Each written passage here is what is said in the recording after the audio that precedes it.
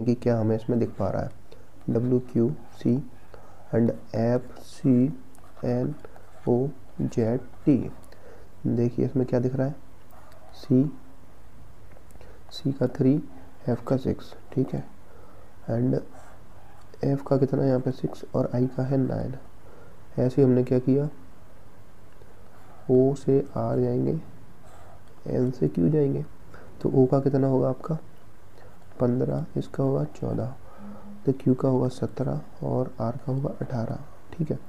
ऐसे ही T के बाद W जाएंगे एंड Z के बाद C जाएंगे, तो Z के बाद इसका होता है 26 एंड इसमें जोड़ देंगे 3, तो हमारा कितना हो जाएगा 26 में 3 जोड़ने पर 29, यानी कि एक्चुअली C आना चाहिए। और T का कितना होता है 20, W का 23 होता है, तो इसमें 3 ऐड हो गया।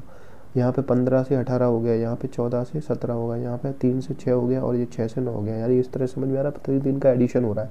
अब हमें देखना है कि कौन कौन सा इसमें ऑप्शन है जिसमें 3 का एडिशन हो रहा है, ठीक है। तो नंबरिंग तो करना पड़ेगा। देखिए बी यहाँ पे ही कर लीजिए, बी का हमारा बी जो भी इसमें ऑप्शन रहेगा वो हमें देखना पड़ेगा, BWUCIO, ठीक है, DEFLRZ, ठीक है। तो ई कितना है हमारा 5 है एंड इसमें देखा जाए तो क्या आ रहा है हमारा ये 2 है, तो इसमें डिफरेंस कुछ आ रहा है 3 का, इसमें डिफरेंस आ रहा है 3 का। एंड W से D में देखा जाए तो ये बड़ा है, तो इसमें हमें देख रहा है ये 23 है और D हमारा 4 है, तो 23 में 3 जोड़ने पर ये डिफरेंस कितना आ जाएगा, ज़्यादा आ जाएगा। तो ये वाला ऑप्शन हमारा इनकरेक्ट हो गया, ठीक है। अब देख लेंगे कौन सा वाला, ये वाला, तो इसको यहीं पे लिख लें GDLAWY, ठीक है, और ADXIVT, ठीक है। इसमें बनाएंगे ये D का कितना है 4 और यहाँ पे कितना है 7, इसका कितना है 1, यहाँ का कितना है आपका 4, तो यहाँ पे डिफरेंस आपको दिख रहा है 3 का। ऐसे यहाँ पे X20 कितना होता है आपका, देखिए X होता है 24 एंड A कितना होगा आपका 1, यानी 24 में 3 जोड़ेंगे तो कितना आएगा 27, 26 तक अल्फ़ाबेट होते हैं यानी कि +1 ये हो गया। एंड I का होता है 9 एंड इसका होता है 12, यानी इसमें भी 3 का एडिशन हो गया। V और इसमें T का 20 और इसका 23 एंड V का आपका होता है विक्ट्री 22 और इसका होता है 25, तो यहाँ पे भी 3 का एडिशन हो गया, यानी कि हमारा ये वाला ऑप्शन ADXIVT वाला करेक्ट हो जाएगा, ठीक है ना। तो ये चेक करना था इस तरह से, थोड़ा टाइम जरूर लगेगा बट इसको जब इस तरह का भी लॉजिक रहता है ये वाला तो हम देख लेते हैं, ठीक है। टाइम थोड़ा लग गया, अगला क्वेश्चन देख लेते हैं। इसमें हमने क्यों एलिमिनेट कर दिया, क्योंकि इनिशियली नहीं हो रहा था, तो हम इसको पूरा चेक नहीं करेंगे, अपन पहले वो चेक कर लेते हैं जिनमें नहीं हो पा, जिनमें अगर मिल जाता है तो वो आसानी रहेगा। अगला क्वेश्चन देख लेते हैं। इस वाले फिगर का ये एक लॉजिक ये रहता है कि ये हमको अनबॉक्स करके दिया हुआ है, इसको जब हम क्लोज करेंगे तो इसमें बेसिक रूल अपोजिट फेसेस का लगा लो पहले तो, कि जो फेस अपोजिट होंगे क्या वो अपोजिट में दिए हुए हैं।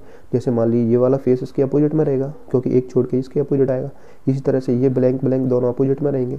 अब रिमेनिंग क्या रहेगा, एक जो डार्क वाला और ये वाला, ये आपस में अपोजिट रहेंगे, ठीक है। तो समझ में आ गया, एक डार्क के अपोजिट में डॉट है, ठीक है, 2 अपने लाइट है यानी कि ब्लैंक है, ब्लैंक बोल सकते हैं, ठीक है, इनके अपोजिट में ब्लैंक है। नेक्स्ट क्या बात आती है, एक डार्क के अपोजिट में लाइट है, ठीक है ना दोस्त, ये हमारा क्वेश्चन रहेगा, ठीक है।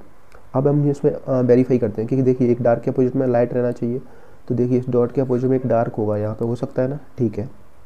ये ब्लैंक के अपोजिट में एक ब्लैंक होगा, देखिए यहाँ पर एक ब्लैंक है तो इसके अपोजिट इधर भी एक ब्लैंक हो सकता है, और एक ब्लैंक के अपोजिट में एक डार्क यहाँ हो सकता है, ठीक है।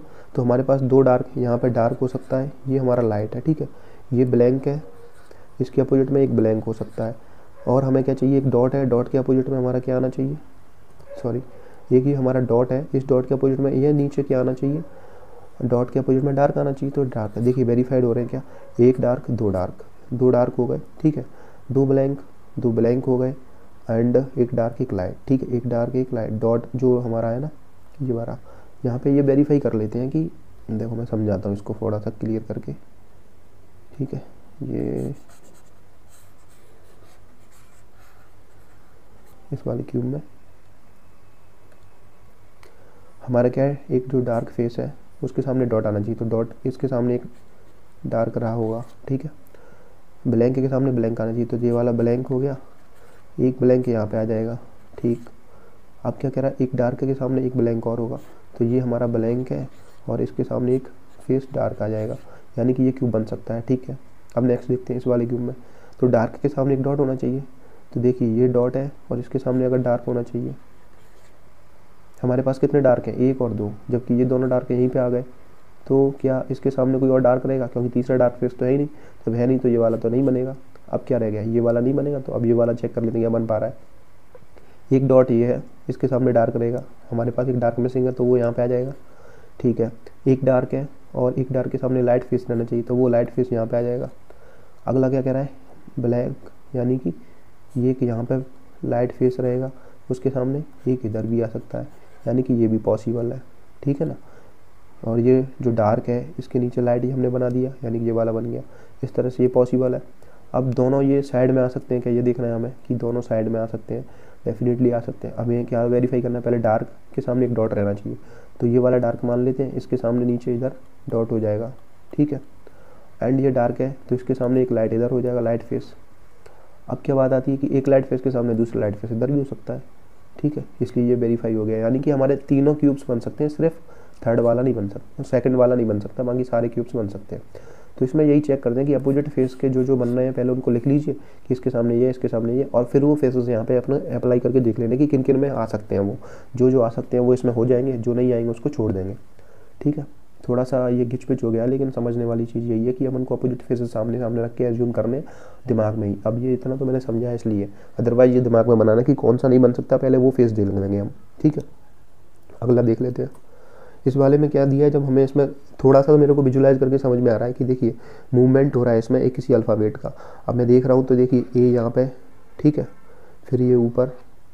अब मैं इसमें सबसे पहला अल्फ़ाबेट देखूंगा तो कौन सा है हमारा, सबसे पहला अल्फ़ाबेट देखो दोस्त, ये वाला अल्फ़ाबेट है, कौन सा, ओ। ठीक है, ओ ऊपर था नंबर 1 पे, फिर ओ आया हमारे नंबर 2 पे, फिर ओ आया हमारा नंबर 3 पे, फिर ओ आ गया हमारे नंबर 4 पे, और ये नंबर 4 पे हो गया ओ फिक्स। इसके बाद क्या देखिए ए। ठीक है, अब ये यहाँ पे मूवमेंट कर रहे हैं इसी तरह से। अब इसको क्लियरली विजुलाइज करने के लिए हम क्या करते हैं, इनकी रिमेनिंग की नंबरिंग भी दे देते हैं। ठीक है, एक, अब ये क्या है, इसका नंबर 1 है, इसका नंबर क्या था, 2 था, इसका नंबर 3 था, इसका 4 था। ठीक है, अब आपको समझ में आ जाए कि ये क्या हो रहा है इसमें, ये का 2 है, 2 3, और इसका ये क्या है, ये 1 वाला यहाँ पे आ गया। ठीक है, और एस वाला क्या है, 4th पे, ये 4th पे ही है। अब वो यहाँ पे 4th पे आ गया, बट इसका एक्चुअल पोजीशन क्या था, 1 वाला था, एंड ये 4th यहाँ पर रह गया, तीसरा यहाँ पर रहेगा, दूसरा, यानी कि सब मूवमेंट करा दिया। अब ये सबसे लोअर मोस्ट पॉइंट पे आ गया। अब सेकंड वाले अल्फ़ाबेट की बात चलेगी। अब ये क्या रहेंगे, इन्होंने क्या किया, ये जो फर्स्ट पे आ गया, जो इसको फिर से मूव कराना चालू किया, तो ये नीचे आ गया, तो ये सेकंड पोजीशन पे आ गया। अभी इसको नेक्स्ट मूव कराएंगे तो ये थर्ड पोजीशन पे आना चाहिए, तो थर्ड पोजीशन पे यहाँ पे ए आएगा, एस ऊपर जाएगा, आई यहाँ पे रहेगा, ओ यहीं कहीं रहना चाहिए, एंड अपना ये आंसर बनना चाहिए। ऑप्शन जो भी है वो चेक कर लेंगे, I S A O, I S A ओ, ये वाला ऑप्शन करेक्ट होना चाहिए। ठीक है, तो ये हमारा आंसर हो गया। ठीक है।